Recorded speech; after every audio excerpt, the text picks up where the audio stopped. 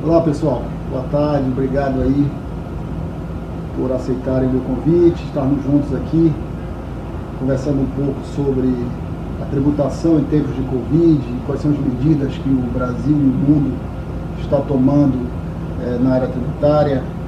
Minha ideia é fazer uma pequena exposição sobre essas questões, dividir minha fala basicamente em 7 pontos, vou tentar ser bem rápido, né, como o meio exige. Primeiro, uma pequena observação sobre o perfil dessa crise econômica. Segundo, sobre as repercussões que essa crise traz na sociedade, na economia, no comércio global e na geopolítica do mundo. Um terceiro ponto, os primeiros resultados, as primeiras previsões econômicas. Um quarto, quais são as recomendações internacionais em matéria tributária, em matéria de medidas econômicas? O que as entidades, as instituições internacionais estão recomendando que os países façam? Basicamente o FMI e a OCDE, que reúnem as maiores economias do mundo. Quinto ponto, quais são as medidas na área fiscal e na área econômica que os países pelo mundo, especialmente o G20, está tomando? Sexto, quais são as principais medidas que o Brasil já tomou na área fiscal para encarar esse desafio? E, finalmente, o sétimo ponto e o último ponto, quais são as sugestões que, na minha avaliação, o governo brasileiro poderia adotar para enfrentar a crise econômica decorrente dessa pandemia, né? Primeiramente, eu queria recomendar a todos aí que gostam, estudam direito tributário, se preocupam com essas questões, a leitura de um artigo que eu publiquei hoje na revista eletrônica Consultor Jurídico, sobre o que eu chamo de regime tributário da calamidade do Covid, né? Esse é um pequeno artigo de 15.000 toques, né, coisa de 4, 5 páginas, que está publicado nessa revista eletrônica e que sintetiza um pouco do que eu vou falar aqui, né, de forma mais sistemática, inclusive. Então, recomendo lá, está lá publicado no Conjur e também publicado no meu site, helenilsocunhapontes.com, onde estão publicados esse e outros artigos que publiquei no Conjur, bem como os meus livros e todos os artigos que eu publiquei durante esses anos aí, décadas aí de estudo e reflexão sobre o direito tributário. Então, pode encontrar esse artigo tanto no Conjur quanto no meu site helenilsocunhapontes.com.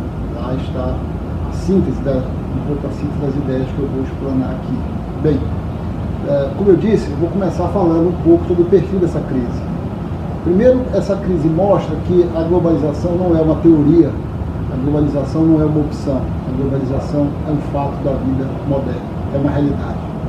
A velocidade com que essa crise se alastrou é decorrente dos tempos em que vivemos, onde as economias estão integradas, as sociedades estão integradas e as repercussões de atos como esse, de saúde pública, são sempre de natureza global e a mostrar a necessidade de uma coordenação global das políticas que os países adotam, especialmente em matéria de saúde pública.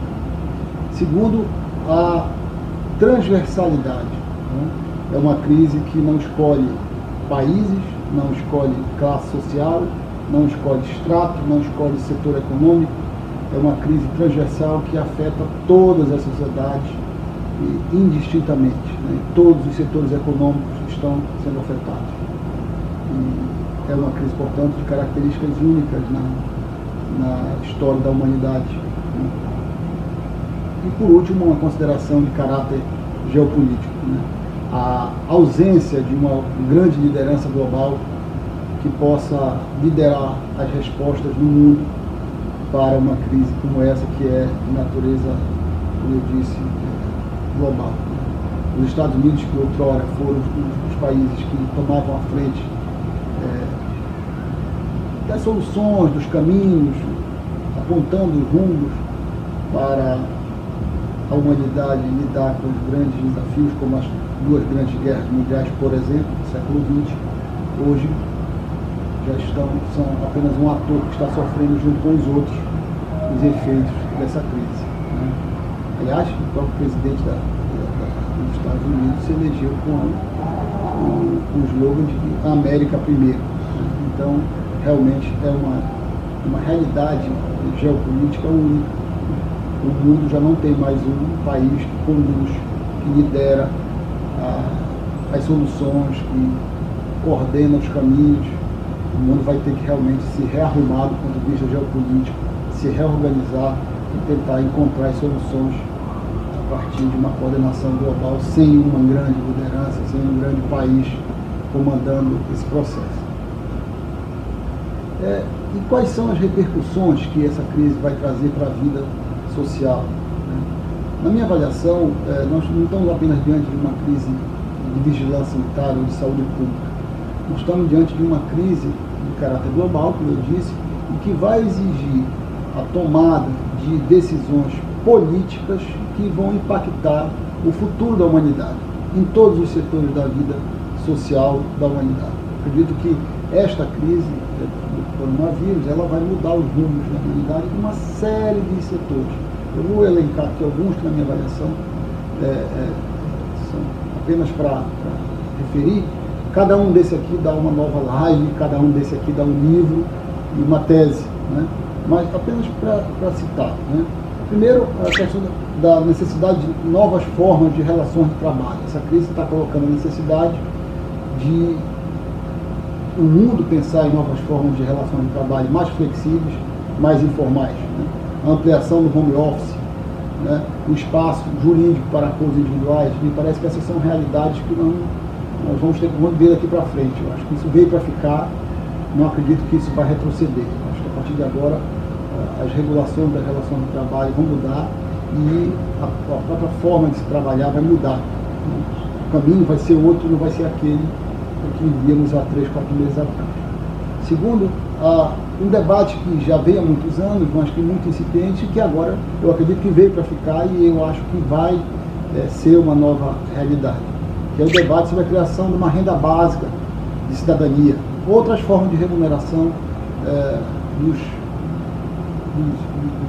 não empregados formalmente ou daqueles que têm situações de hipossuficiência. Então, eu acho que esse debate da renda básica da cidadania, como o Brasil está criando aí uma renda que é temporária de R$600, mas eu acho que esta é uma preocupação, este é um assunto que veio para ficar, que vai sair dos livros, né, dos filósofos, dos teóricos, para a realidade das políticas públicas do mundo. O mundo vai rediscutir uma renda básica de cidadania, no sentido de promover uma sociedade mais iguais.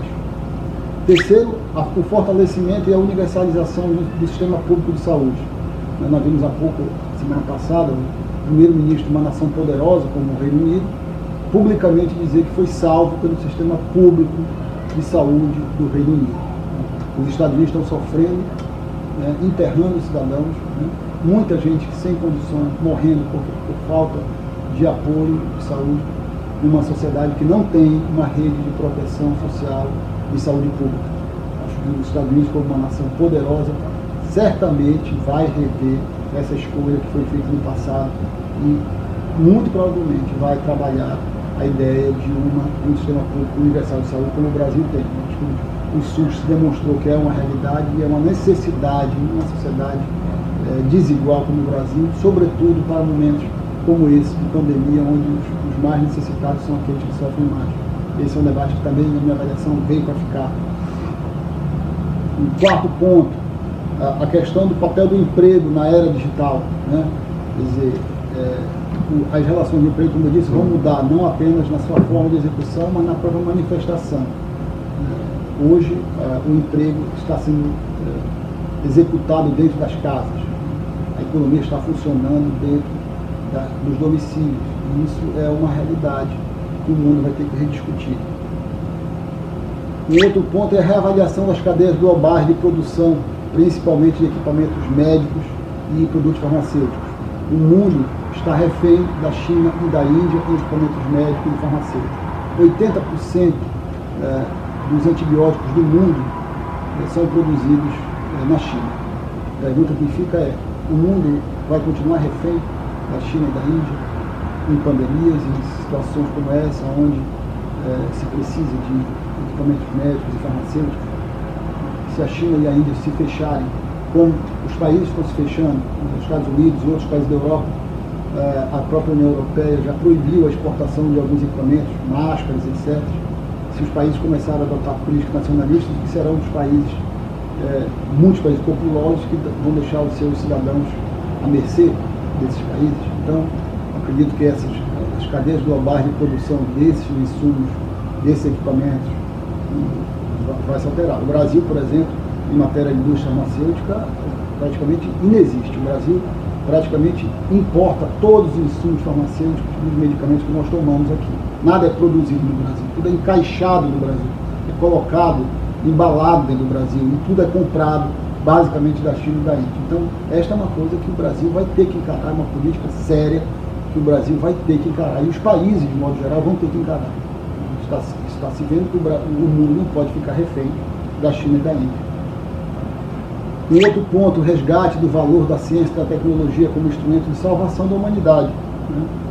O mundo estava recuando em investimentos públicos em ciência e tecnologia e agora se mostrou necessário e imprescindível, até para o futuro da humanidade, que os governos assumam de novo à frente nos investimentos em ciência e tecnologia. O valor da ciência e o valor do investimento em ciência e tecnologia é um ponto que gera, que é um resultado, né, desta crise.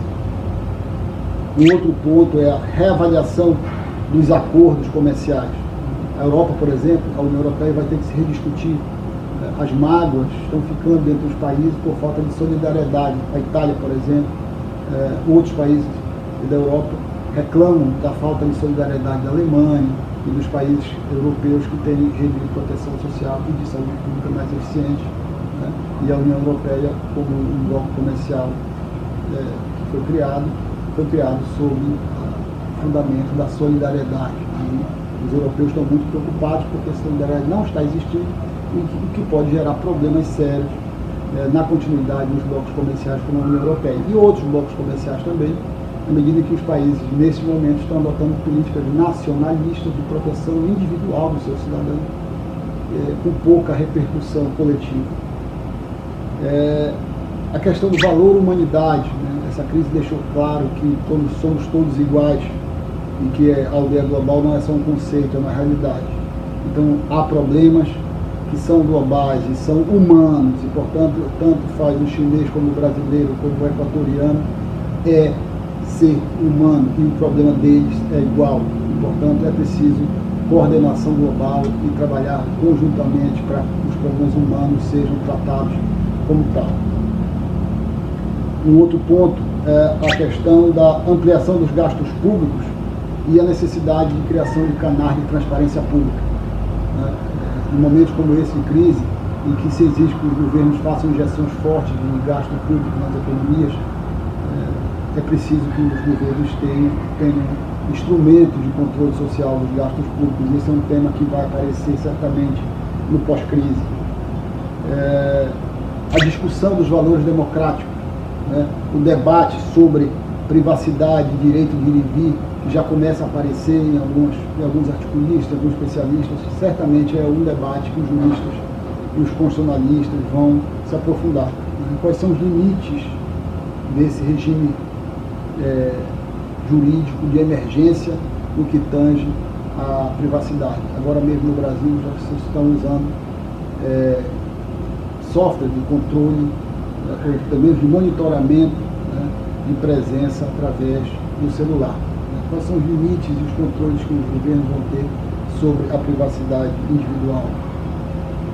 A discussão sobre os controles institucionais, né, em momentos como esse, onde se exigem medidas rápidas, é preciso que os controles institucionais funcionem. Parlamento, Poder Judiciário, são instâncias de controle na sociedade democrática que, nesse momento, se revelam ainda mais importantes. Então, é importante o reforço dos controles institucionais para evitar a criação de regimes autoritários em nome da proteção da saúde, né, em nome da proteção da vida. Aquilo que alguns teóricos citam de biopolítica. Né. É preciso regular a vida, mas é preciso que a regulação da vida seja dotada de controles institucionais funcionando, direito constitucional, liberdades constitucionais, instrumentos de controle como representação pública, representação política e, principalmente, instâncias independentes como o Poder Judiciário. A importância da inclusão digital para a educação, o mundo todo está discutindo. Não é possível deixar as crianças, os jovens em casa muito mais tempo do que necessário. Então, se o mundo estivesse com mais integração, mais inclusão digital, inclusive no Brasil, nós poderíamos hoje estar num outro momento do ponto de vista educacional. Eu acredito que esse é um assunto que vai voltar com muita força depois dessa crise. A redefinição do papel do Estado, afinal, para que serve o Estado? Um Estado que não consegue nos proteger numa crise de pandemia, não consegue adotar soluções que mantenham o emprego, para que serve o Estado? É o Estado mínimo ou é o Estado necessário? Essa discussão vai surgir. O Brasil caminhava numa trilha de liberalização ou de redução do tamanho do Estado. Eu acredito que esse é um assunto que vai voltar à pauta de uma maneira muito forte, porque está ficando claro para todo mundo que nós precisamos do Estado, pelo menos em situações, em áreas como a saúde pública e as emergências sanitárias como a presente. O Estado brasileiro precisa estar forte para encarar esses desafios na defesa da coletividade. Eu li outro dia um artigo muito interessante, está lá ainda, eu acho, no site do New York Times, de um autor chamado Davi Benatar. Ele é filósofo e professor de bioética. É um artigo interessante onde ele coloca o tema das zoonoses e do tratamento dos animais, mostrando que essas pandemias, desde a SARS, a MARS e agora o coronavírus, são produto de uma forma humana de tratamento, vamos dizer assim, inadequado, para dizer o mínimo, para não dizer horroroso, que algumas sociedades fazem sobre os animais. Então, essas feiras vivas que tem no Oriente, eu acho que isso é uma coisa que vai se passar por uma revisão, uma coordenação internacional séria sobre isso, porque essas feiras vivas do Oriente, são elas que estão produzindo essas crises pandêmicas aí pelo mundo. Acho que essa questão das zoonoses, o controle, enfim, novas formas de padrão de tratamento de animais e controle de zoonoses, esse é um assunto também que vai surgir, e esse autor trata nesse artigo de forma muito competente sobre esse assunto. Eu recomendo essa leitura desse artigo. O outro ponto, pós-pandemia, é a revisão das políticas migratórias. Hoje, a crise do emprego ela vai tornar ainda maior ou mais séria a crise da migração. Se já não há emprego para os nacionais, que dirá para os não nacionais. Então, acredito que talvez o tema da migração possa sofrer um recrudescimento após a pandemia.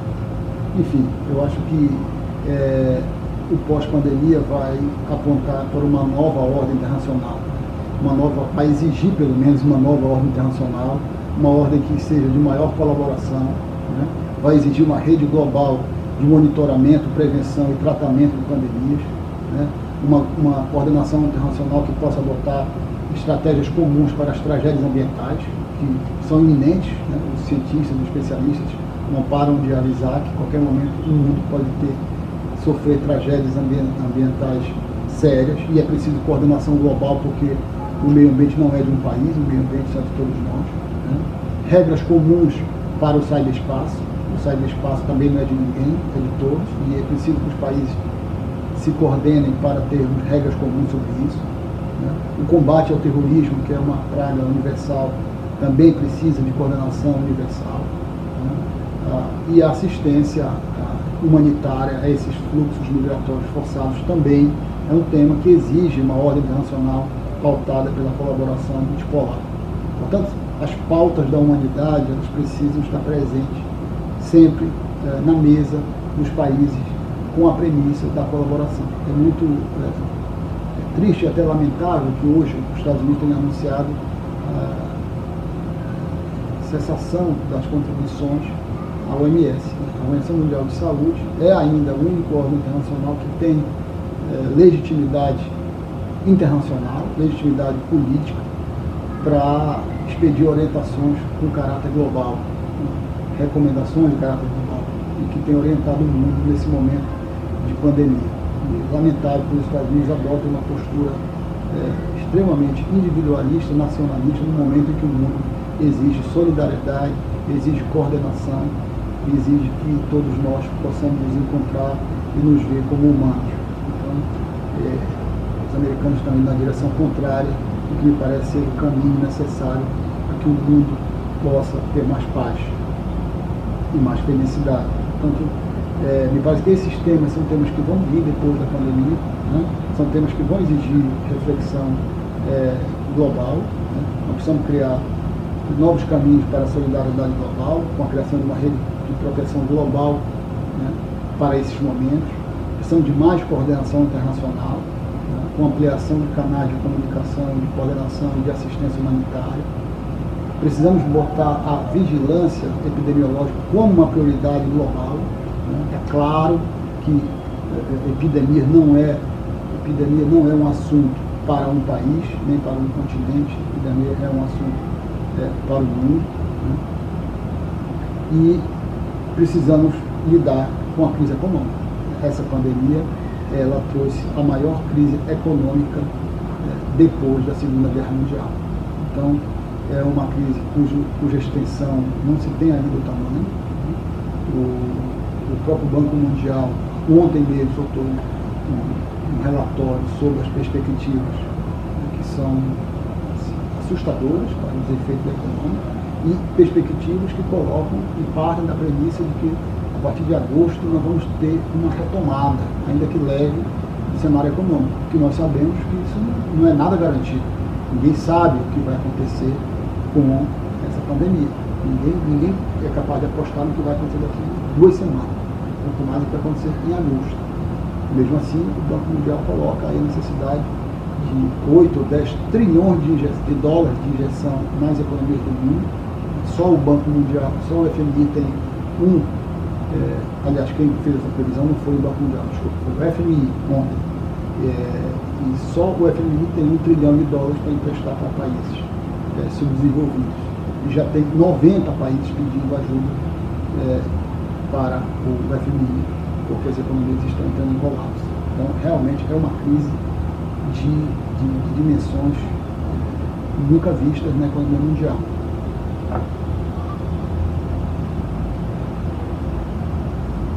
Quais são os primeiros resultados, né, da economia? Que já estou no item 3 da minha fala. O FMI já soltou vários relatórios sobre a análise dos efeitos econômicos dessa crise desde março. Em um deles, ele afirma que nos últimos 2 meses saíram mais de 100 bilhões de dólares dos mercados emergentes, o que representa mais de 3 vezes a crise global de 2008. Portanto, até agora, só a saída de dinheiro dos mercados emergentes já é maior 3 vezes do que aconteceu em 2008, e foi uma crise que o mundo demorou vários anos para poder se recuperar. Portanto, os mercados emergentes, especialmente os países do terceiro mundo, como o Brasil, vão precisar de ajuda financeira. E a ordem internacional vai ter que se organizar para que isso aconteça. No ponto de vista do emprego, né, ainda em relação ao FMI, né, ontem o FMI soltou, como eu disse, um relatório da análise global e coloca uma previsão para o Brasil que é catastrófica, de que o Brasil vai cair esse ano 5,3% do PIB, né, que o mundo inteiro, o PIB do mundo vai cair 3%. Então vejam o quão dramático que é a previsão econômica do FMI para o Brasil. A gente está trabalhando para ter um crescimento de 2%, vamos ter uma queda de 5,3% na avaliação do FMI, isso considerando que a partir de agosto, no segundo semestre, a economia possa retomar. Porque, como eu disse, não é uma certeza, ninguém sabe o que vai acontecer daqui a 2 semanas. Pode ser que o vírus assuma uma proporção que nós não conhecemos, tanto do lado positivo quanto do lado negativo. Mas o impacto econômico já está sendo avaliado na dimensão de 5% negativo no ano de 2020, o que bota o Brasil numa situação muito dramática do ponto de vista social, especialmente. Nos Estados Unidos, o país que tem um terço do PIB do mundo, né? Em apenas 3 semanas, 10% da força de trabalho, ou seja, cerca de 17 milhões de americanos pediram seguro-desemprego. Ou seja, um país que representa um terço do PIB do mundo em 3 semanas, né? 10% das pessoas ficaram desempregadas. Né? Por aí vocês imaginam o impacto disso na economia americana e na economia do mundo, porque o que acontece nos Estados Unidos e na China, evidentemente, repercute na economia do mundo inteiro. No Brasil, até agora temos apostas. Né? O Santander soltou um relatório apostando que nós teremos 2,5 milhões a mais de desempregados. Né? A GV soltou um estudo no sentido de que o Brasil poderia até ter mais 5 milhões de desempregados, o que elevaria a taxa de desemprego do Brasil, que já é altíssima, de 11,6%, para em torno de 16% ao fim do segundo trimestre desse ano. Ou seja, até julho, podemos estar com uma taxa de desemprego de 16%. Sendo que no Brasil tem um problema adicional, que é a questão do trabalho informal, que é uma outra situação. O Estadão publicou uma pesquisa no domingo, no dia 12, segundo a qual 88% dos brasileiros estão preocupados em perder o emprego. E 6 em cada 10 brasileiros dizem que seus negócios ou suas empresas não estão funcionando normalmente, ou seja, a economia caminha para a estagnação no Brasil. A Folha de São Paulo publicou também no domingo as previsões do Banco Mundial, no sentido de que, recomendando ao Brasil um agravamento, ou uma ampliação, melhor dizendo, da rede de proteção social, considerando o agravamento da taxa de informalidade econômica do Brasil. Então é preciso, segundo o Banco Mundial, o Brasil agir urgentemente na direção da manutenção e da proteção social do trabalho, não apenas do emprego, mas sobretudo do trabalho da imensa quantidade de brasileiros que estão no mercado informal. A recomendação objetiva do Banco Mundial, dadas as características próprias da economia brasileira no que tange ao emprego. E quais são as recomendações internacionais do FMI e da OCDE até o momento? Né? O FMI, como eu disse, planeja injetar na economia do mundo algo em torno de 8 a 9 trilhões de dólares. Né? E adotou algumas recomendações no início dessa crise para os países. Eu vou citar algumas aqui. Primeiro, medidas protetivas de saúde e suporte ao sistema de saúde. Priorização do gasto com a saúde. Segundo, a proteção de setores e pessoas afetados diretamente pela crise sanitária, especialmente através de diferimentos tributários, subsídios salariais, transferências diretas para os mais vulneráveis, ampliação dos programas de seguro-desemprego e assistência social, ajuste temporário para prazo de empréstimo e garantias creditícias. Segundo o FMI, é preciso manter a liquidez da economia e a política fiscal deve agir na direção de estímulos fiscais, estímulos tributários que mantenham a roda da economia girando. Terceira medida recomendada. Terceira medida recomendada pelo FMI. Redução do estresse financeiro para evitar o contágio da economia. Os bancos devem construíram uma boa solidez financeira na última década e agora precisam ajudar a liquidez do sistema. A importância do papel do Banco Central na construção do ambiente de confiança assume uma importância fundamental nesse momento. O Banco Central brasileiro, inclusive, tem agido muito forte nessa direção de garantir a liquidez do mercado. Quarto, planejar a reconstrução da economia após o recuo da pandemia. É preciso construir estímulos fiscais coordenados para impulsionar a demanda e garantir a retomada da economia após a pandemia. Sob o aspecto exclusivamente fiscal, o FMI recomenda 4 medidas de caráter geral. Primeiro, a prioridade para a utilização de instrumentos regulatórios e administrativos já existentes, né? E a não criação de novas leis tributárias e novas incidências tributárias.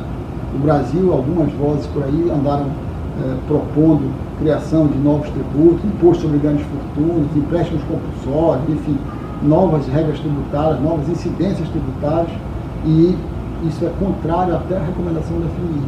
Né? porque não é momento para se criar tributo, é momento para se garantir segurança jurídica e se garantir a liquidez da economia, segundo o FMI. Número 2, medidas de alívio temporário, de extensão do pagamento de tributo, de diferimento de prazo de obrigações acessórias, suspensão de imposição de multas, juros, de procedimentos fiscais, de processos judiciais e suspensão de sanções administrativas fiscais. O FMI está recomendando que os governos levantem o pé em relação à questão da pressão fiscal e permitam que a economia respire. Terceira medida recomendada pelo FMI, evitar a introdução de reforma nos fundamentos do sistema tributário, de modo a não comprometer a integridade do sistema e a segurança tributária. Ou seja, não é a hora de promover reforma tributária, é hora de lidar com a emergência do momento.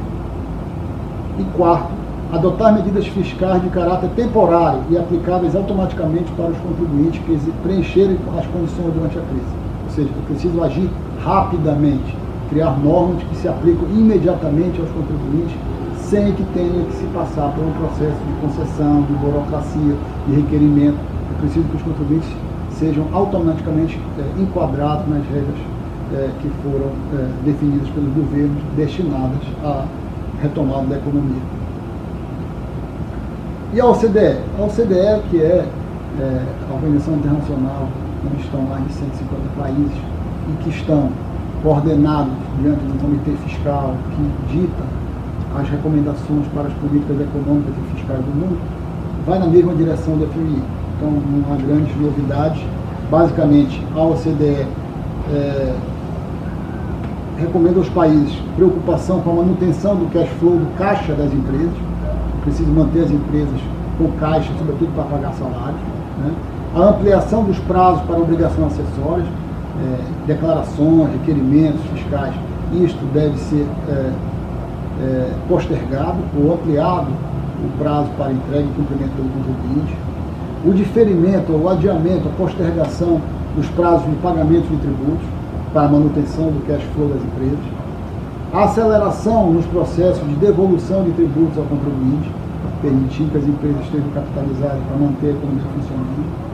A permissão para aproveitamento atual e futuro de perdas passadas e a manutenção das perdas atuais para aproveitamento futuro quando a economia se retomar, ou seja, perdas passadas poderem ser aproveitadas agora nesse momento de crise, mantendo assim o caixa das empresas, ou seja, um estímulo fiscal também recomendado pela OCDE, e isenções, né, suspensão de tributos, especialmente dos tributos incidentes sobre o emprego e sobre o trabalho, tributos sobre folha de salário e também tributos sobre a propriedade, alívios fiscais que permitem que as unidades econômicas, as empresas, possam ter espaço para manter os empregos. Nessa trilha de recomendações, o que os países ao redor do mundo têm feito? Os países ao redor do mundo, de modo geral, têm caminhado na direção das recomendações do FMI e da OCDE. Né? Os países têm ampliado prazo de pagamento, ampliado prazo para cumprimento de obrigações acessórias, declarações, formalizações, etc. Alguns países têm feito a suspensão mesmo, isenções tributárias de caráter temporal, outros em caráter específico em relação a alguns setores. Né? Portanto, alívios fiscais que os países estão promovendo no sentido de permitir que as empresas fiquem com caixa. Né? Na Áustria, por exemplo, o prazo para entrega de declarações fiscais do ano de 2019 foi adiado para 31 de agosto e o prazo de pagamento dos impostos de 2019 foi adiado para 30 de setembro, podendo chegar em 30 de setembro o contribuinte ainda parcelar. Suspendeu todos os procedimentos fiscais. Na China, o prazo de entrega das declarações, que seria de fevereiro, foi adiado para abril. A Itália e a Espanha também adiaram o prazo para entrega de declarações. O Japão, da mesma forma, adiou o prazo para entrega de declarações, também para o pagamento de tributos. E sendo que no Japão, se o contador ou o contribuinte for infectado e não puder entregar a declaração, ainda essa circunstância será considerada, inclusive, para o cumprimento da obrigação. Ele pode ser adiada ainda mais para frente o prazo para o cumprimento da obrigação, se ele comprovar que foi impactado diretamente ou o contribuinte ou o contador pelo Covid. Na Coreia do Sul, foi adiado até por 2 anos o prazo para os contribuintes afetados pelo Covid, ou seja, uma suspensão ainda maior do que os outros países. Nos Estados Unidos, o prazo de entrega da declaração do imposto de renda, que era 15 de abril, foi adiado para 15 de julho. Né? E os contribuintes que precisarem de mais prazo podem requerer ao fisco americano prazo adicional. Foi adiado por 2 anos o prazo de pagamento dos tributos sobre a folha de pagamento. Veja como os americanos estão preocupados com a questão do emprego. Né? Os tributos sobre folha, sobre emprego, foram adiados por 2 anos, ao contrário do que aconteceu no Brasil, como a gente vai ver daqui a pouco. No Reino Unido, né, em 17 de março foi adotado um pacote de medidas fiscais emergenciais com a redução de alíquotas para todas as empresas entre abril e junho, que é o período de pico da crise de 2020, e um diferimento de tributos para pagamento somente em 31 de janeiro de 2021. Os tributos do ano de 2020 são enviados para 2021. Varejistas, restaurantes, hotéis, cinemas, setor de lazer e diversão terão a suspensão tributária de 1 ano, ou seja, esses setores que estão altamente impactados pela crise ficarão 1 ano sem pagar tributos no Reino Unido. E o Brasil? O que o Brasil tem feito para enfrentar a crise do ponto de vista das medidas econômicas e, sobretudo, fiscais? Né? No âmbito da preservação da renda, o Brasil tem tomado várias medidas aí muito impactantes. Vou citar algumas aqui. A primeira é o tal do coronavírus, aí, o auxílio emergencial, né? Corona Voucher, né, como está sendo apelidado pela imprensa, né? Que é esse auxílio financeiro para trabalhadores informais e desempregados. O alcance desse auxílio, segundo o governo, vai chegar a 54 milhões de brasileiros, com um custo de 98 bilhões de reais. Eu, pessoalmente, acredito que essa talvez seja a melhor medida que o governo brasileiro tomou até agora. Isso pode ser, eu espero que seja o embrião para que nós possamos construir no Brasil um programa social amplo, que represente uma renda mínima universal para todos os brasileiros, uma renda mínima que seja digna, né? Digna para todos os brasileiros, com a consolidação dos programas sociais dentro de um só, e que nós possamos avançar para realmente construirmos uma sociedade um pouco mais igual. Acho que o Brasil já está na hora da sociedade receber do governo uma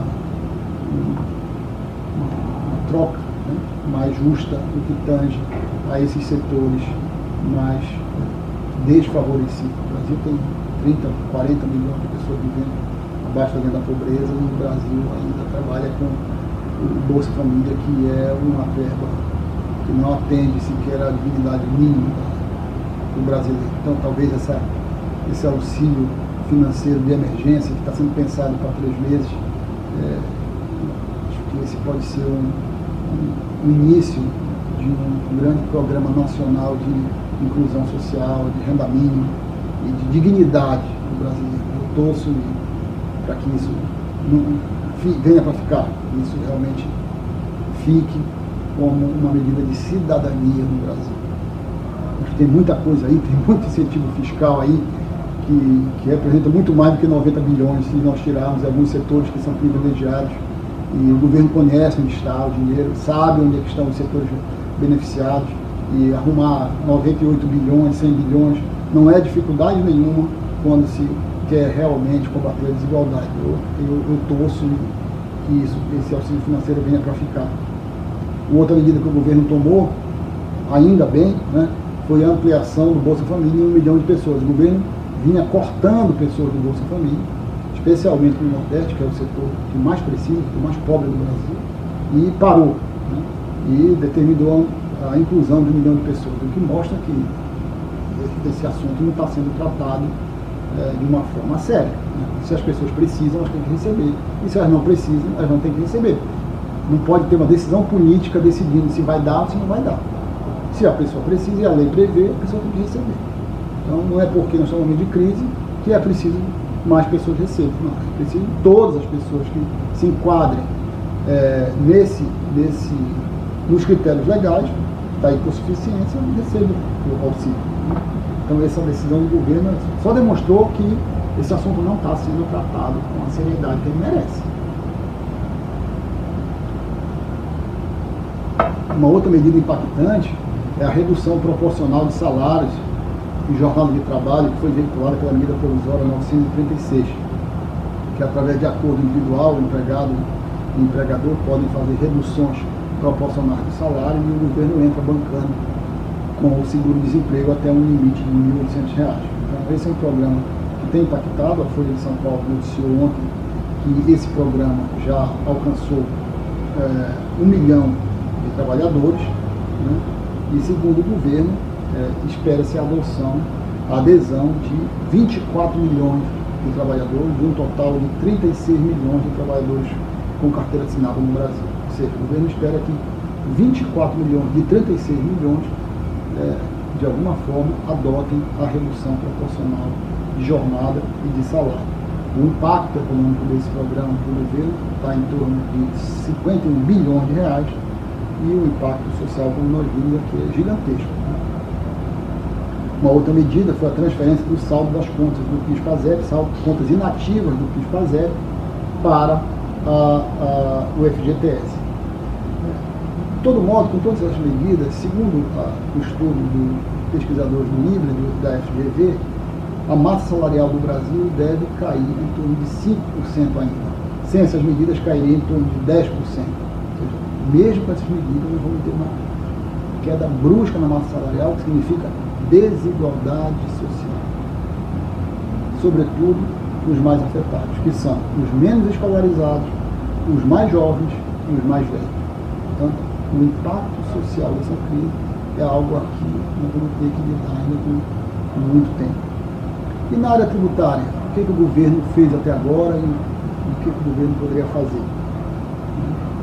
Uma avaliação geral minha é que o governo está sendo tímido demais, né? O governo brasileiro, em outros momentos de crise, como a crise de 2008, a Receita Federal foi muito ágil, muito criativa na adoção de estímulos, de políticas tributárias.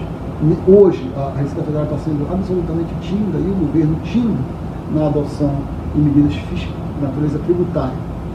Toda a criatividade que está vindo na área do crédito, está vindo na área das políticas fiscais, de equilíbrio fiscal, não está vindo na área tributária. Né? Então, eu vou citar aqui o que foi feito até agora, me parece absolutamente cosmético diante das exigências, da necessidade de medidas sérias, duras, para enfrentar essa crise econômica de dimensão nunca vista. Adiou-se, por exemplo, o pagamento das contribuições previdenciárias sobre a folha, né, das empresas, apenas um adiamento. As competências de março e abril passaram a vencer em julho e setembro, ou seja, o imposto que ele deveria pagar agora ele vai pagar em julho e setembro. Não se sabe se julho e setembro a crise já passou, provavelmente não. Provavelmente nós estaremos ainda em depressão econômica e ele vai ter que pagar imposto relativo a 2 meses no mês só. Muito provavelmente as empresas não vão conseguir pagar. O adiamento, da mesma forma, das competências março e abril do PIS/COFINS, para pagar também em julho e setembro, ou seja, o imposto que seria pago agora vai ter que ser pago em julho e setembro, junto com as competências respectivas, lá na frente, daqui 3, 4 meses. Não se sabe como vai ter a economia, provavelmente as empresas também não vão conseguir cumprir. Adiamento do prazo de pagamento do FGTS, março, abril e maio podem ser pagos em até 6 parcelas mensais a partir de julho. Em julho nós vamos estar no auge da crise ainda econômica, então provavelmente as empresas não vão ter condições de pagar esse FGTS a partir de julho, como o governo pretende. O adiamento do prazo de pagamento do Simples Nacional, das competências março, abril e maio, também para outubro, novembro e dezembro. As empresas do Simples, as pequenas, são as que estão mais sentindo diretamente o impacto da crise. Quer dizer, não houve nenhuma dispensa de pagamento para as empresas do Simples, apenas o adiamento. O Simples Nacional, da mesma forma, o adiamento para julho, agosto e setembro. A redução a zero para operações de crédito contratadas, de OF para operações de crédito contratadas entre 3 de abril e 3 de julho. Quer dizer, reduzir a de OF, normalmente o Brasil precisa de crédito, é o básico. Né? E redução de 50% das alíquotas do Sistema S até 30 de junho, 3 meses de redução, e por 50% da alíquota do Sistema S, que são residuais, também não vão fazer nenhuma grande diferença no caixa das empresas. Redução a zero do IPI, incidente sobre artigos de laboratório, de farmácia, luvas e termômetros clínicos, isso é o óbvio. Só faltava o governo querer cobrar IPI agora de produção de luva e de termômetro. É realmente o óbvio. Né? Obrigação acessórias que deveriam, como DCTF, que deveriam ser entregues em 23/4 de abril, 22 de maio, 19 de junho, ficam adiadas para julho, ou seja, apenas o adiamento do prazo para cumprimento de obrigação acessória. A mesma coisa, a escrituração fiscal digital, ficaram adiadas para 14 de julho. O prazo para entrega da declaração de informações socioeconômicas e fiscais referente ao ano de 19 deveria ser entregue em 31 de março, ficou prorrogado para 30 de junho, ou seja, também a obrigação acessória de declarações, etc., que estão sendo adiadas. Só para avisar alguns amigos que estão entrando, que eu vou, depois que citar aqui, eu vou abrir aqui para eu ler as perguntas aqui e comentar o que vocês estão comentando. Inclusive vou abrir aqui para o meu amigo Marcelo Peixoto, para dar uma palavrinha também. Depois que eu terminar aqui, Marcelo, eu vou te colocar no ar para dar uma palavrinha conosco aqui.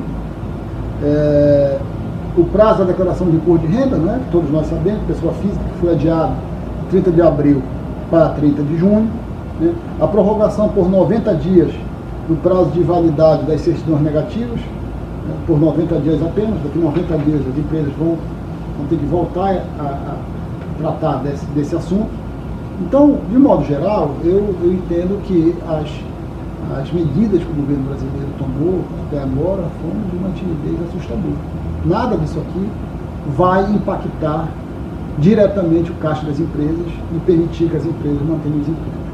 Na minha avaliação, nós tínhamos que ter uma política ousada nesse momento de manutenção do emprego.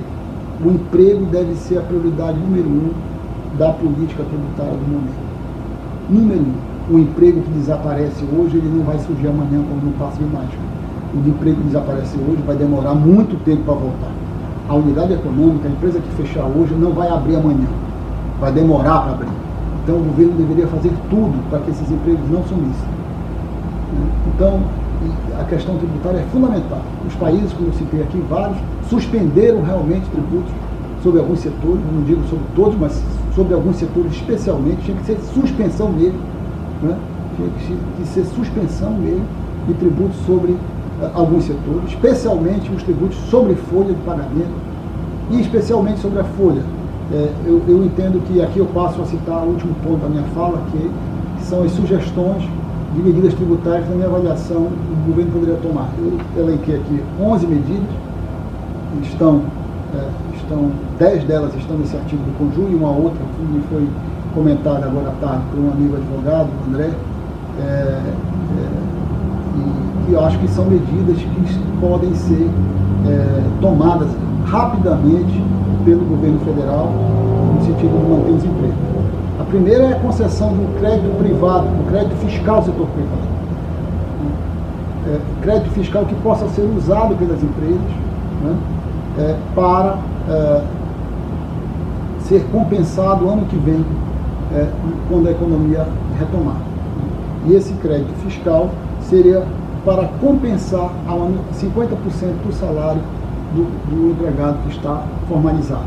Quer dizer, para que o empregado continue trabalhando, para que o empregado continue formalizado, para que o empresário não demita, o governo poderia bancar metade do salário desse empregado, né, e esse valor entraria como um crédito fiscal para que a empresa pudesse, ano que vem, com a retomada econômica, poder compensar nos tributos que ela dever nas suas operações. Acho que isso seria um estímulo ao empresário para que ele não demita.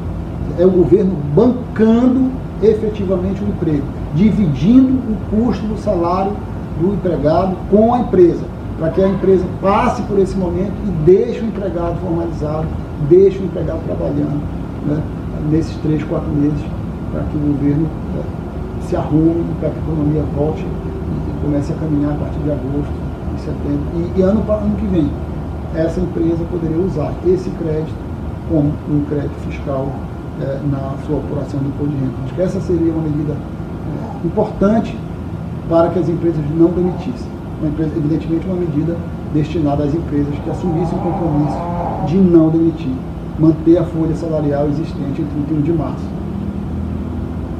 O segundo, a suspensão da contribuição sobre a folha de salário, né, do tributo sobre a folha de salário, não apenas o diferimento, como o governo fez.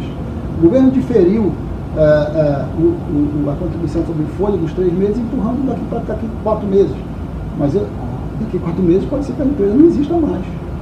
É preciso suspender a contribuição previdenciária nesses 3 meses. Você mantém o empregado e eu não vou te cobrar contribuição previdenciária. Eu quero que você fique com ele, pague o salário dele pelo menos, para que você não demita o empregado.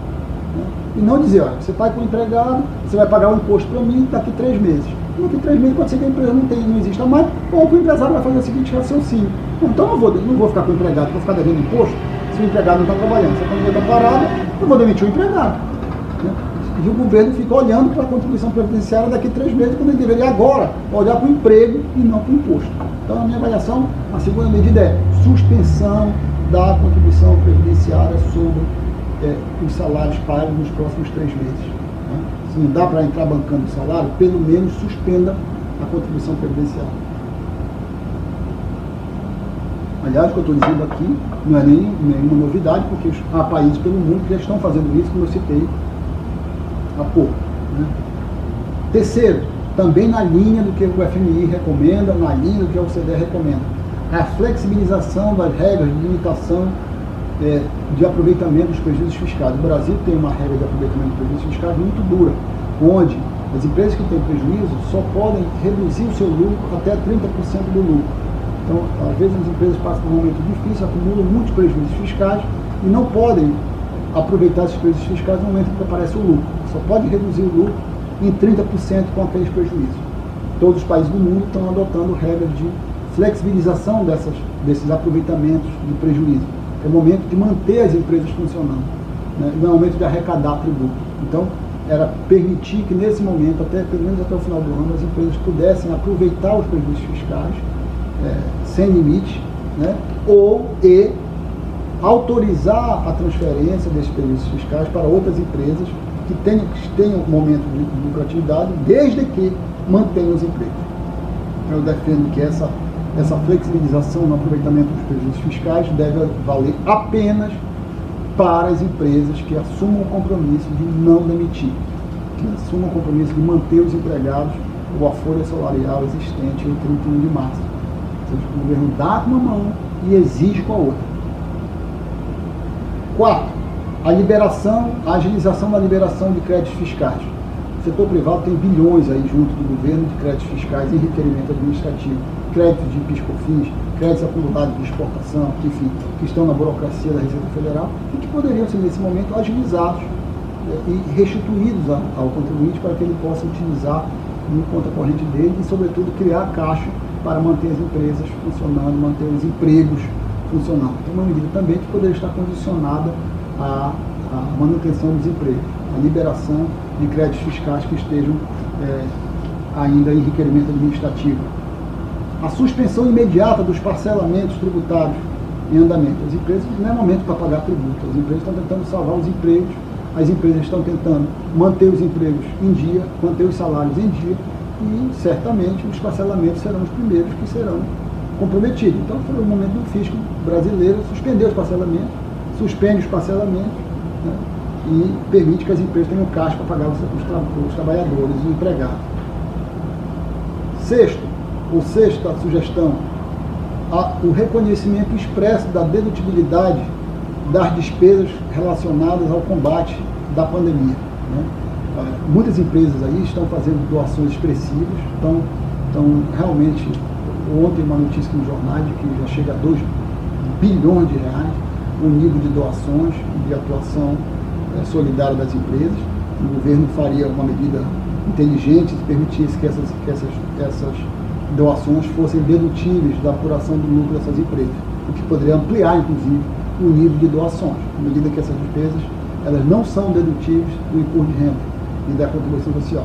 Eu imagino que seria, o que nós teríamos aí de doações se as empresas entrassem fornecendo EPIs, álcool gel, testes, ações de assistência familiar, cesta básica, e essas despesas pudessem ser reduzidas do seu lucro, nesse momento de pandemia e de caos que nós estamos vivendo na saúde pública. Acho que seria uma medida inteligente, isso não impactaria muito ao governo federal, porque isso é uma despesa que a empresa já está tendo, apenas poderia reduzir na apuração do imposto de renda do lucro dela lá no final do ano, não agora, lá no final do ano. Então, hoje essas despesas não são dedutíveis, ou seja, a empresa não vai poder reduzir o seu lucro com essas despesas, e o governo poderia reconhecer a dedução dessas despesas, não apenas despesas realizadas no âmbito da empresa, mas, sobretudo, as de caráter solidário, ou seja, doações realizadas para entidades, para comunidades carentes, para as pessoas que necessitam, para o setor público, né? O setor público que precisa de doações,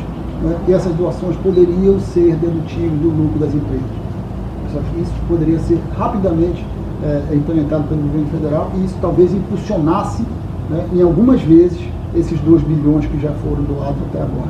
A mesma lógica, o mesmo raciocínio para o PIS/COFINS. Essas despesas poderiam representar deduções também da receita bruta, que é a base de cálculo do PIS/COFINS. Ou seja, o governo entraria estimulando as empresas a doarem mais, a entrarem em campo com ações de assistência social, ações de ajuda humanitária, e permitindo que essas despesas pudessem ser deduzidas dos lucros ou das receitas futuras tributadas por essas empresas. Algo que é uma necessidade, o país precisa de ações solidárias, o país precisa de mais gente ajudando, e o governo não é hora de querer ganhar tributo em cima de doação, né? Então eu acho que essa é uma medida que o governo poderia adotar, e impulsionando, portanto, as doações. O mesmo vale, como diz o Marcondes aqui, eu olhei rapidamente, viu, Marcondes? Exatamente, o mesmo vale para as pessoas físicas. Eu tratei aqui das jurídicas, mas podia valer para as pessoas físicas também. Essa regra podia valer também para a pessoa física. O 8º ponto, suspensão e cessação de sanções tributárias indiretas. Essa coisa de inclusão em CADIM, negativa de certidão, isso tem que estar suspenso nesse momento. Não é hora de criar sanção tributária indireta, penhora, protesto judicial. É hora de liberar as empresas para manter as empresas funcionando e os empregos vivos, né? A facilitação na substituição de garantias judiciais realizadas em dinheiro por outros bens. Nós temos bilhões aí depositados em depósitos judiciais junto ao Poder Judiciário, que poderiam ser transferidos para a economia, poderiam ser substituídos por imóveis, por outros tipos de garantia, por fianças, enfim. E o governo é sempre reticente, as procuradorias sempre reticentes em aceitar isso. Acho que é o momento do governo baixar uma determinação, assim, nós queremos o dinheiro na empresa e queremos que a garantia possa ser substituída e queremos que a empresa use esse recurso para pagamento do salário. Podia até condicionar a manutenção dos empregos, não vejo problema, mas que liberasse esse recurso para a economia e tirasse esse recurso do banco e esse recurso pudesse vir para a economia. Pagar salário, manter emprego, né? Décima sugestão, a suspensão dos procedimentos de fiscalização e do prazo de decadência. Não é momento para instaurar ação fiscal contra ninguém, suspende-se os prazos de decadência e espera-se passar a pandemia e depois volta-se à normalidade. E, por último, que foi uma sugestão do companheiro André, que é advogado tributarista de São Paulo, a questão do drawback, né? O drawback é um regime especial que permite a aquisição no mercado interno ou a importação de mercadorias para emprego ou consumo na industrialização do produto a ser exportado, né? A empresa compra alguma coisa com suspensão de impostos, com o compromisso de aplicar aquele produto em um outro produto que vai ser exportado posteriormente. Esse é um regime tributário chamado drawback. Só que essa suspensão ela tem um prazo. Então, quando a empresa pede o drawback, o governo ela dá um prazo de 1 ano para que a empresa possa exportar aquele produto. Então, a empresa compra a mercadoria com suspensão de impostos, de IPI, de imposto de importação e de PIS/COFINS, com o compromisso de 1 ano, dali a 1 ano, exportar o produto. Acontece que as companhias estão fechadas, as fábricas estão fechadas, a economia parou. E provavelmente a empresa não vai conseguir cumprir esse 1 ano. Então era preciso que o governo entrasse rapidamente com uma portaria, uma ação normativa, suspendendo esse prazo de drawback, para que as empresas pudessem cumprir esse prazo, portanto, desconsiderando esse momento de pandemia, que é um momento de estagnação econômica. Então, como vocês veem, são 11 medidas que eu sugiro aqui, evidentemente que são apenas exemplos do que pode ser feito, há uma imensidão de outros. Eu tenho certeza que muitos dos colegas que estão assistindo aí têm outras ideias, né? E que nós temos aqui ainda muito o que fazer no Brasil, no que tange a medidas tributárias que possam implementar saídas econômicas aqui. Marcelo, você ainda está por aí, Marcelo?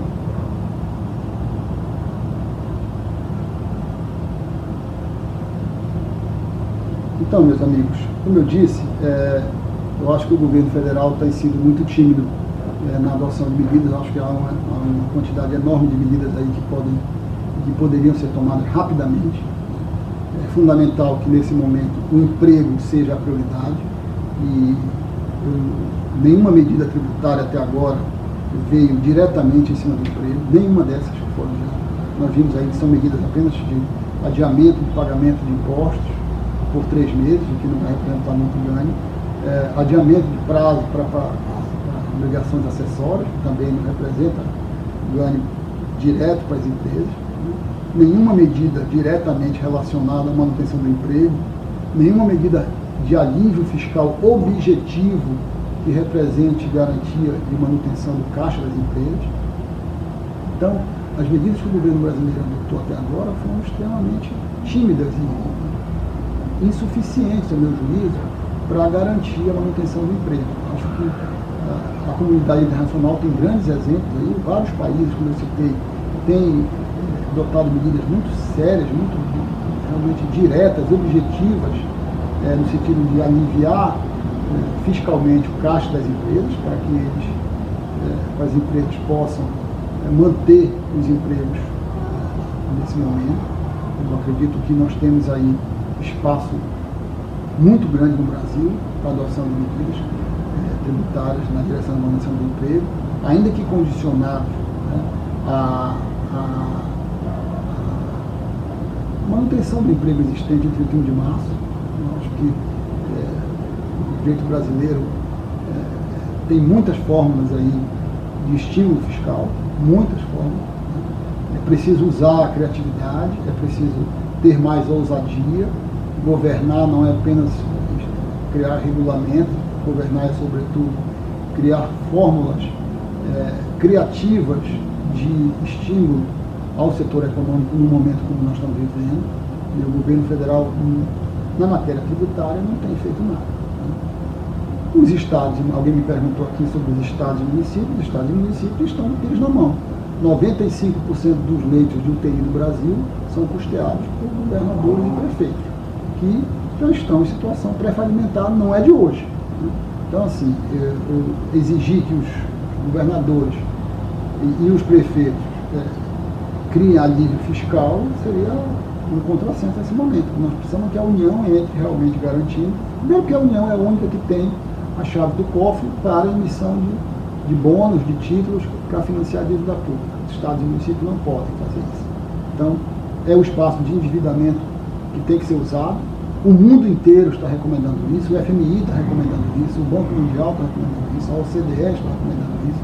Não é hora de olhar para nível de endividamento, é hora de sair dessa crise, salvar vidas e salvar empregos. Se eu pudesse resumir, o que eu penso é que o direito tributário brasileiro continua trabalhando na lógica da arrecadação, mesmo no momento de crise de pandemia. A lógica não é o momento, a lógica não é a lógica da arrecadação. A lógica agora é a lógica do emprego. E a política tributária tem que dar a sua contribuição, tem que entrar forte nessa situação, né? Porque os empregos não vão se manter se o governo federal não usar todas as armas. O Marcondes aqui faz um comentário no sentido de que o Pacto Federativo já vinha combalido e será muito afetado. É verdade, Marcondes, é verdade. O Brasil tem um Pacto Federativo que é uma farsa, onde mais da metade do bolo tributário fica com o poder central, que não cuida do que é essencial. Quem cuida do que é essencial são os estados e municípios. Eles que cuidam da educação básica, eles que cuidam da educação do ensino médio, eles que cuidam da saúde básica, eles que cuidam da saúde complementar, né? São estados e municípios. E o governo federal não cuida de nada disso e fica com a maior parte do bolo. Né? E os governadores dos estados e os governadores dos prefeitos têm que ir a Brasília toda semana com o PIX na mão pedindo apoio. Né? E ainda tem que negociar ainda com o governo federal contrapartidas para poder receber o que, do ponto de vista do interesse público, deveria estar nos municípios. O Ítalo me pergunta se o projeto de renda mínima garantida é sustentável do ponto de vista fiscal. Ítalo, eu acho o seguinte, meu amigo, que nós temos que estudar essa questão do projeto de renda mínima a partir de uma necessidade nacional. Né? É evidente que não tem dinheiro para tudo e nem dinheiro sobrando no Brasil. Mas isso deve ser uma prioridade. Nós temos aí muitas questões mal resolvidas no Brasil do ponto de vista de benefícios fiscais. Muitas questões. E que poderiam ser reavaliadas no sentido de gerar um espaço fiscal para um grande programa de cidadania, um programa de renda mínima. O que o Brasil gasta, por exemplo, com Bolsa Família é ínfimo perto do que o Brasil gasta com outras coisas. Eu não vou citar aqui porque estruturas burocráticas de alguns órgãos, por exemplo, no Brasil, que são muito maiores, por exemplo, do que o Bolsa Família, que atinge milhões de brasileiros. Então, o Brasil virou um grande aparato burocrático, e que consome muito da renda nacional e exclui milhões de brasileiros que, com muito pouco, poderiam ter cidadania. Então, eu acho que essa questão de sustentabilidade fiscal, eu acredito que se resolve quando se quer fazer, quando se tem decisão nacional, decisão de uma sociedade, né, que pretende. Eu acho que tem duas coisas no Brasil que nós tínhamos que realmente parar tudo e agora vamos resolver esses dois problemas. Um é esse, da desigualdade brutal de renda no Brasil, né, a criação de um grande programa nacional de renda mínima. O outro é parar de brincar de fazer educação pública no Brasil. O Brasil não faz educação pública. O Brasil está caminhando para trás há décadas. É preciso ter uma grande decisão nacional, né, na educação. E esse governo, com todo respeito, ele caminhou mais ainda para trás. Então, eu acho que esses dois assuntos seriam uma revolução civilizatória no Brasil, se a gente conseguisse implementar, ainda que para e passo, né, uma transformação nesses dois setores. Né? A renda mínima, que é a inclusão de brasileiros que estão à margem, totalmente à margem da vida econômica, da sociedade, né, como essa crise está mostrando. Né? E a segunda é a questão da educação. A educação no Brasil é uma vergonha. O Brasil gasta muito e entrega muito mal, muito pouco, né? E o Brasil não consegue revertir a massal. Então, acho que esses dois assuntos, na educação, o problema não é dinheiro, talvez o dinheiro seja até suficiente, a questão é gestão e melhorar, talvez, algumas decisões, mas do ponto de vista da renda, sim, precisamos arrumar espaço para botar dinheiro na mão dos brasileiros que mais precisam. Sim, Ítalo, eu acho que, como eu disse, são decisões políticas. Quando eu comecei aqui a minha fala sobre nessa nossa live, eu acho que esse momento da pandemia, nós temos que tomar decisões políticas que vão definir o rumo da humanidade e das sociedades. No Brasil não é diferente. São decisões políticas que nós vamos ter que tomar. E essa da renda mínima, por exemplo, é uma.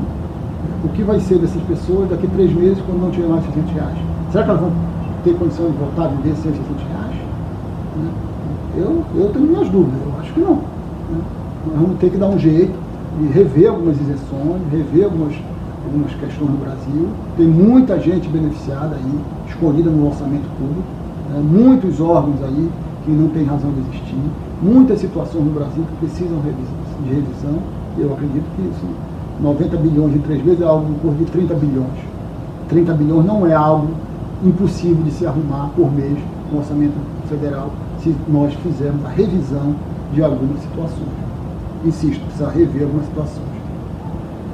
A Luciana fala que exatamente, o problema não é dinheiro, está faltando planejamento e liderança.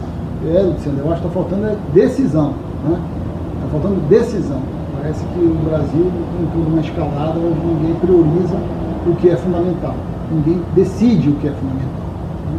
Hoje, a gente vê políticos dando opinião sobre qual o remédio que serve para o coronavírus. É brincadeira isso.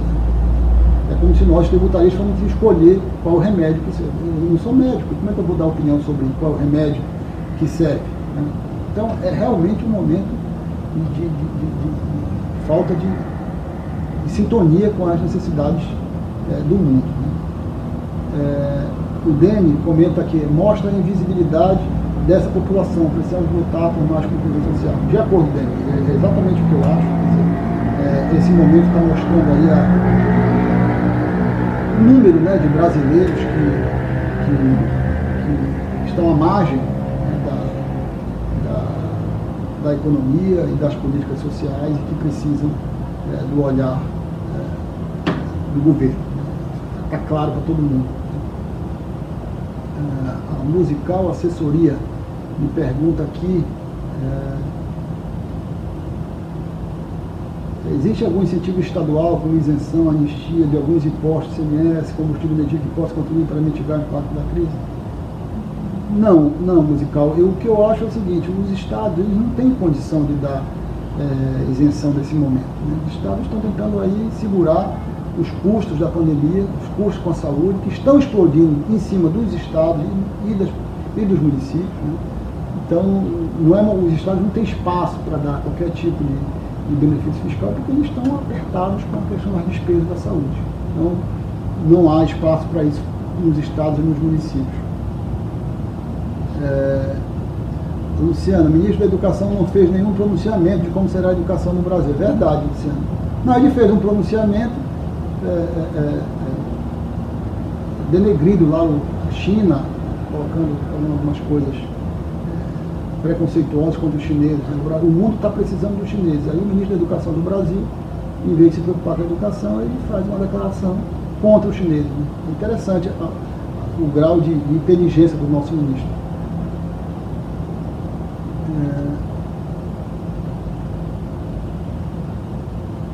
O Elcias Silva faz um comentário: os banqueiros sendo mais beneficiados e não dando sua parcela de contribuição com o tempo.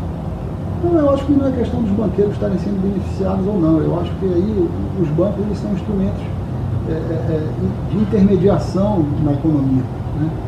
É o governo que tem que entrar, Elcias, regulando essa situação. É o governo que tem que entrar comandando o mercado, dando as regras. O banqueiro cumpre regra, como empresário cumpre regra, como trabalhador cumpre regra. O governo existe para comandar, para decidir, para liderar, para apontar os rumos, os caminhos. Né? E o que está faltando no Brasil é apontar rumo, caminho, em algumas áreas. Né? Como eu disse, na área tributária, essa crise não trouxe nada de novo. Nada. O governo não sequer conseguiu acompanhar as medidas mais ousadas que alguns países tomaram. Muito tímido, apenas adiando o prazo de pagamento de impostos e adiando o prazo de entrega de obrigações acessórias, comunicação de imposto de renda. Isso, no final do dia, não impacta no emprego, não impacta na manutenção da renda e da atividade econômica, que deve ser, na minha avaliação, o principal objetivo desse momento.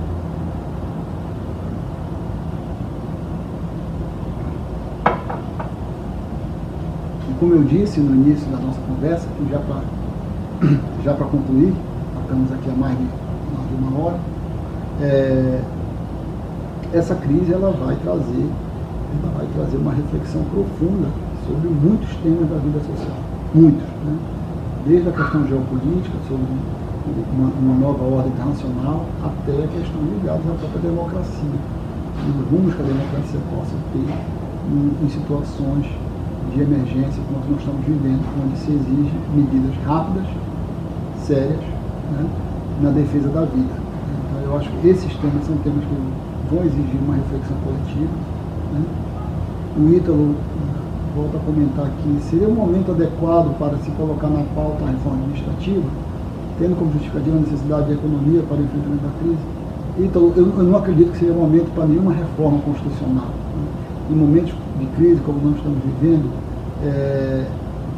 você não tem ambiente para discussão política adequada, inclusiva, séria, fria, prudente, para enfrentar a reforma administrativa. Muito menos, como diz a Thay aqui, reforma tributária.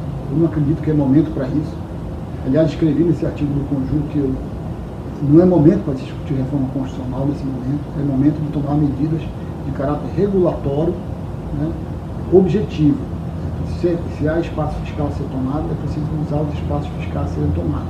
A hora é de estimular a economia, criar espaços regulatórios coordenados entre as áreas do governo, né, e o governo tem muitos instrumentos aí. Como eu disse, está faltando criatividade, está faltando sentar, botar a cabeça para pensar, porque tem muito espaço aí para a adoção de políticas tributárias anticíclicas, né?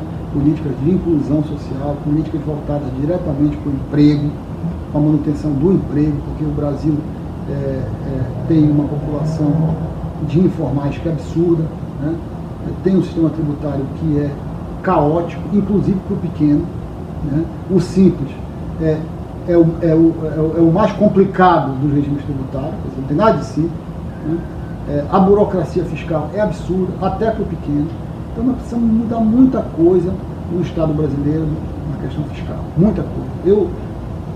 Eu sou muito reticente, a Thay é tributarista, ela sabe, eu escrevo muito sobre isso, eu sou muito reticente a simplesmente troca de incidências, né?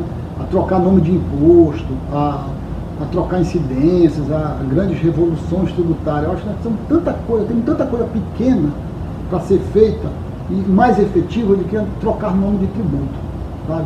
Eu acho que nós temos muita coisa para fazer na área tributária antes de trocar nome de tributo, né? Tem muita mexida nas obrigações acessórias, na burocracia que o fisco cria para o contribuinte, no destravamento da economia, antes de trocar nome de tributo ou criar novo tributo.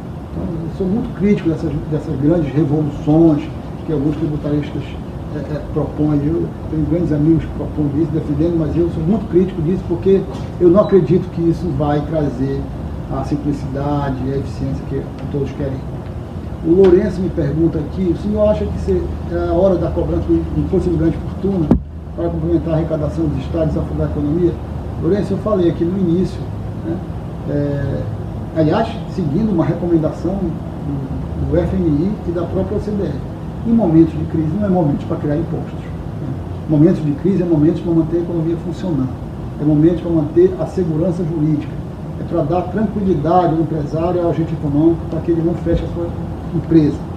Não é hora de criar imposto de grande fortuna. Até porque o imposto de grande fortuna não deu certo em lugar nenhum do mundo, né? Essa jabuticaba não deu certo em lugar nenhum do mundo e obviamente não vai dar no Brasil. Por uma razão muito simples. A grande fortuna muda de lugar a hora que ela quiser. Simples assim, né? Então a grande fortuna se muda se tiver um tributo sobre grande fortuna. Então não é uma coisa simples, né? O mundo inteiro caminha para a equalização das cargas tributárias sobre o lucro. Então nós temos que caminhar com o mundo, gerar eficiência econômica, destravar a nossa economia, facilitar a vida empresarial, porque o fato gerador é criado não é pelo governo, é criado pelo setor privado, né? É o setor privado que cria o fato gerador. E isso que muitas pessoas não entendem. É como eu escrevi nesse artigo do Conjur. Não adianta adiar o pagamento da contribuição previdenciária de março, abril e maio, se o fato gerador não existir. Vai se adiar algo que não existe, porque o empregador vai demitir o trabalhador. Não vai ter folha de pagamento sobre a qual vai incidir contribuição previdenciária. Então, é adiar o que não vai existir. Então, é uma falta de visão objetiva da gravidade que nós estamos vivenciando. Então, eu sou absolutamente, primeiro, contra, em princípio, esse imposto de grande fortuna. Acho que tem milhões de maneiras de você fazer justiça fiscal. Milhões de maneiras, que não a criação de um imposto sobre grande fortuna. Basta olhar os países desenvolvidos e verificar se algum desses países desenvolvidos, onde a solidariedade social existe, sociedades que são mais iguais do ponto de vista da renda, se alguma delas construiu sociedade igual com o imposto de grande fortuna. Em todos os lugares, as sociedades se desenvolveram e conseguiram igualdade social através de quê? Crescimento econômico, igualdade de oportunidades e educação de qualidade. É esta a forma que os países desenvolvidos utilizaram. Claro, ao lado de segurança jurídica, controles institucionais, regimes democráticos, Estado de Direito, fórmulas institucionais que são a infraestrutura normativa para que esse resultado aconteça. Não foi nenhum lugar imposto de grande fortuna que tornou as sociedades mais iguais. Foi educação, né? Foi crescimento econômico, foi um Estado mais enxuto, foi igualdade social. É isso que transforma a sociedade. Não é imposto novo, não é punindo quem tem dinheiro, quem tem patrimônio, quem tem renda, que você vai conseguir sociedades mais iguais, até porque esse alguém vai mudar de lugar para outra região ou para outro país, onde ele não vai ser olhado por esse olhar preconceituoso.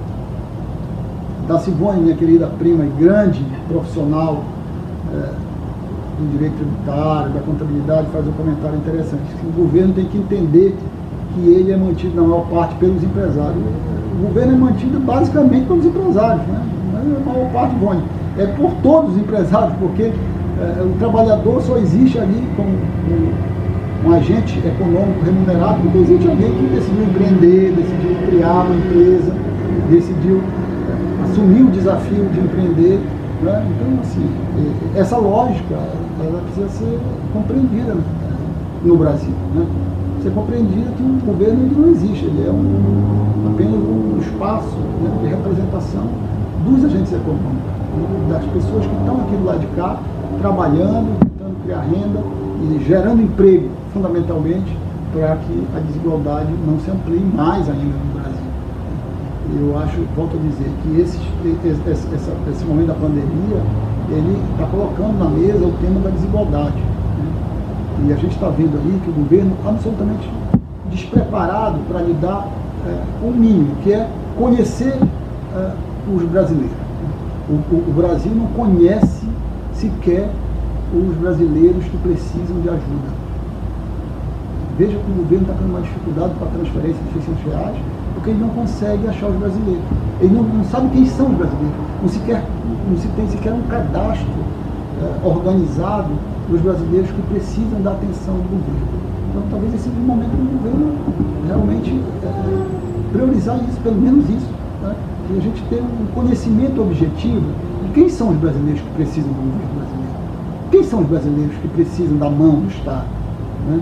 Nós temos uma ponta que é o Bolsa Família, mas nós sabemos que o Bolsa Família é apenas uma ponta dessa grande rede de pobreza que existe no Brasil. Nós temos um monte de outras coisas acontecendo na informalidade, né, que precisam ser olhadas, integradas, tratadas, né, de forma séria, né, não olhar para o informal apenas como contribuinte, né. O governo coloca obrigações de recolhimento tributário em cima de informais.